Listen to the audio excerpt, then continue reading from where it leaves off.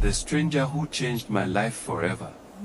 It was a hot afternoon in my small village, and the red dust from the road danced in the wind.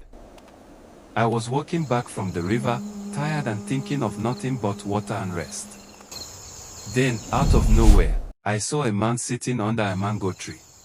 His face calm, and his eyes, sharp like they could see through your heart.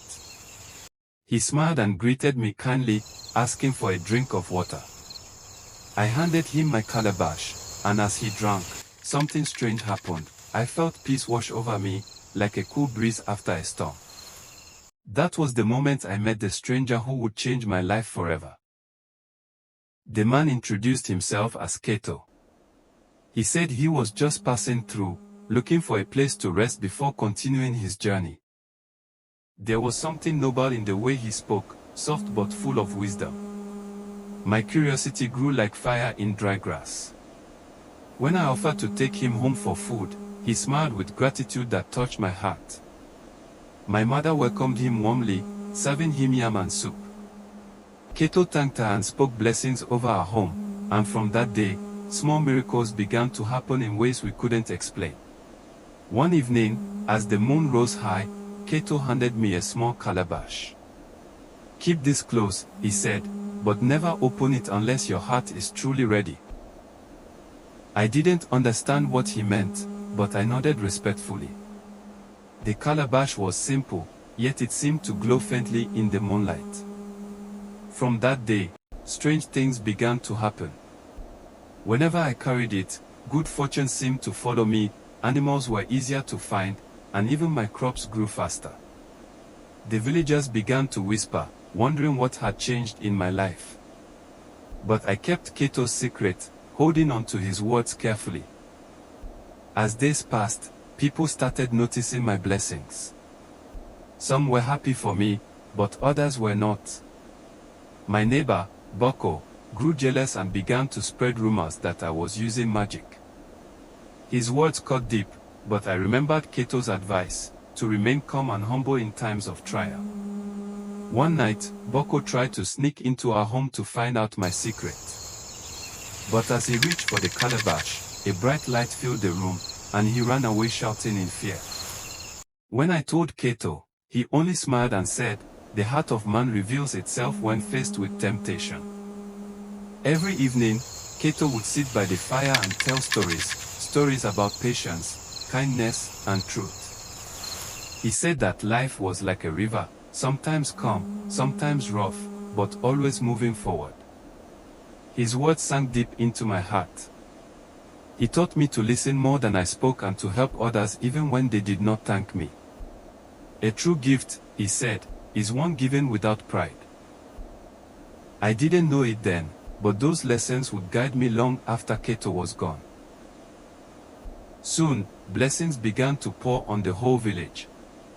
Crops grew faster, and children laughed more often. People started to say that perhaps the stranger brought good fortune with him. For the first time in years, the village felt united. Kato never took credit. He would just smile and say, "When hearts are pure, blessings flow like rain." His humility touched everyone, and people began to change for the better. It was as if the village had awakened from a long, sad dream. One morning, Kato told me he was leaving soon. My heart sank. I begged him to stay, but he said, "My journey is not yet done." He handed me the calabash again and said, "Your greatest test will come when the skies turn dark. Remember what you have learned." A few weeks later, a terrible drought hit our village. The river dried up, and the people grew desperate. I thought of opening the calabash but hesitated, remembering Kato's warning. My heart battled between fear and faith. One night, I dreamed of Kato standing by the river. He said, "Do not open the calabash with fear, open it with hope." When I woke up, I walked to the village square, calabash in hand. Everyone gathered around as I lifted the lid slowly. A gentle wind blew, and drops of rain began to fall. The people cheered and danced, shouting with joy. That night, the drought ended. But in my heart, I knew it wasn't the calabash that brought the rain. It was the faith and unity that Kato had planted among us. When the sun rose the next morning, I looked for Kato, hoping to thank him. But he was gone. His mouth was empty, his footprints faded from the ground. It was as if he had vanished into thin air.